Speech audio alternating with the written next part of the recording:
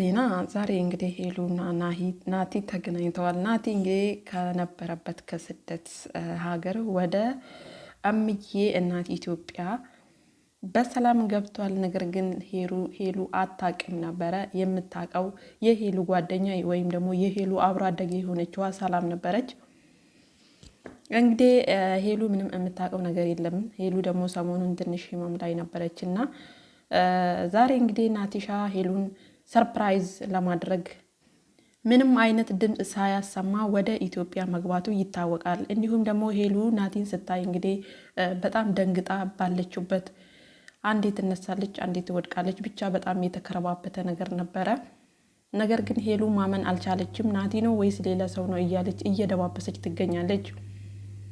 ሰላም የሄሉ ጓደኛም እንግዲህ በጣም ተጨንቃ ነበረና እንደውም መንገር ነበረብኝ እንዴ እያለች ነበረ። ሄሉ በነገራችን ላይ ሄሉ በጣም ታማ ነበርና ቢያንስ ሹክ ብትሏት ኖሮ የሚመጣ እንግዳ አለ ምናምን ነገር ብትሏት ኖሮ እንደዚህ አትሆንም ነበረ። እራሷን ስታወድቃለች። በመጨረሻው አንዳንዴ ሰርፕራይዝ ስታደርጉ ሰውን ቢያንስ የሆነ ነገር ማድረግ አለባችሁ። የሆነ ነገርን ማመቻቸት አለባችሁ ብዬ አስባለሁኝ። እቺ ልጅ እንግዲህ እያመማት ነው። በዛ ላይ ደግሞ ደም ማነስ አለባት።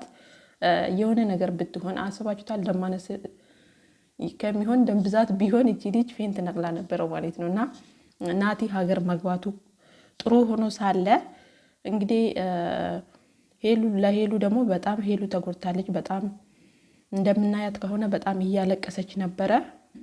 በስተመጨረሻውማ ሄሉና ናቲሻ ተገናኝተዋል። ሄሉሻዬ እንኳን ደስ ያለሽ፣ ጸሎትሽ ሰምቶልሻል ፈጣሪ። ናቲም እንግዲህ ከሀገር ከወጣ ትንሽ ሰንበትበት ብሎ ነበረ ጋይስ።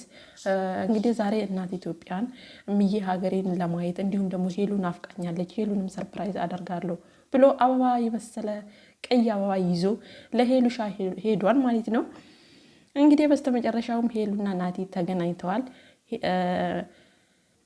ስደት ምን እንደሆነ አይቷል ናቲሻ። እንግዲህ ከዚህ በኋላ ወደ ስደት እንደማይመለስ እንግዲህ እውነቱን ለመናገር በጣም ደስ ይላል ማለት አይቷል። የሰው ሀገር እና የእኛን ሀገር የሰው ሀገር ህይወት ምን እንደሆነ አይቷል ማለት ነው ጋይስ። እኔም ከደስታ እየተነሳ መርበትበት ጀምሬያለሁ። ከሄሉን መሰለኝ የተቀበልኩት ማለት ነው። እና እውነቱን ለመናገር በጣም ደስ ብሎናል።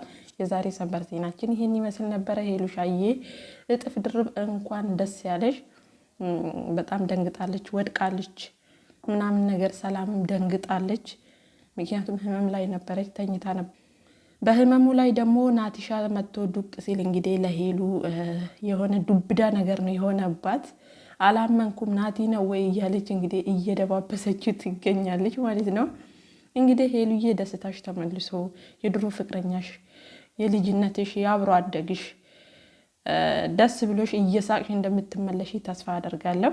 በያላችሁበት ሰላማችሁ ብዝት ይበልልኝ። ባይ ባይ።